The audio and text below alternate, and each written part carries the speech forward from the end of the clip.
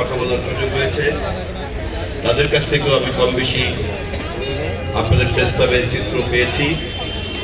আমি অত্যন্ত আশাবাদী যে চট্টলার মতো এরকম একটা ঐতিহ্যপূর্ণ জায়গাতে আপনাদের প্রেস ক্লাবকে ঘিরে সাংবাদিক এবং গণমাধ্যমের যে সম্ভাবনা আছে সেটাকে কাজে লাগানোর সুযোগ আপনারাই কাজে লাগাবেন।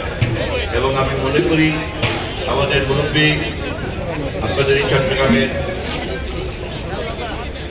অভিভাবক জনাব আমির খুরশি মোহাম্মদ চৌধুরীর নেতৃত্বে আমরা ধীরে ধীরে প্রেস ক্লাবের সব ধরনের সমস্যা সমাধান করে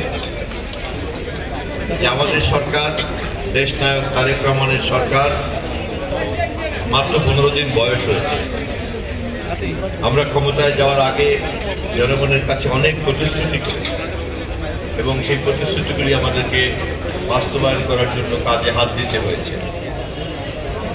আপনারা যারা গণমাধ্যমের সঙ্গে আছেন, আপনারা আমাদের এই তৎপরতা, আমাদের এই প্রতিশ্রুতি এবং জনগণের যে ম্যান্ডেট, আমরা সঠিক পথে তাদের কাছ থেকে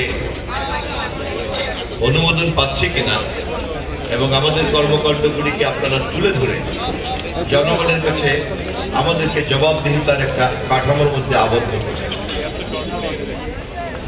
গণমাধ্যম আধুনিক রাষ্ট্র ব্যবস্থার কোনো আনুষ্ঠানিক স্তম্ভ নয়, কিন্তু বিচার বিভাগ, নির্বাহী বিভাগ এবং আইন বিভাগের পাশাপাশি গণমাধ্যম এমনভাবে বিরাজ করে যে কারণে রাষ্ট্রবিজ্ঞানে গণমাধ্যমকে রাষ্ট্রের চতুর্থ স্তম্ভ বলে।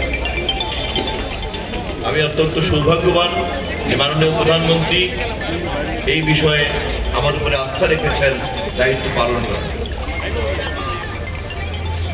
এই মন্ত্রণালয়ের প্রধান অংশীদার হচ্ছেন আপনারা, যারা গণমাধ্যম সংশ্লিষ্ট ব্যক্তিবর্গ। সম্মানিত সাংবাদিক বন্ধুরা, পত্রিকা যে গণমাধ্যমের মধ্যে এরকম একটা ক্ষেত্র যেখানে আমরা চাই পরিপূর্ণ একটা স্বাধীনতা থাকুক এবং আমাদের নির্বাচনী প্রতিশ্রুতির মধ্যেই আমরা গণমাধ্যমের এই স্বাধীনতার কথা উচ্চারণ করেছি। আমাদের নেতা তারেক রহমান বারবারই কথা বলেছেন। আবার একই সঙ্গে আপনারা জানেন, একতরফা সরকার থেকে নির্ধারণ করতে যাই তাহলে অতীতের সরকারের সঙ্গে আমাদের কোনো পার্থক্য থাকে।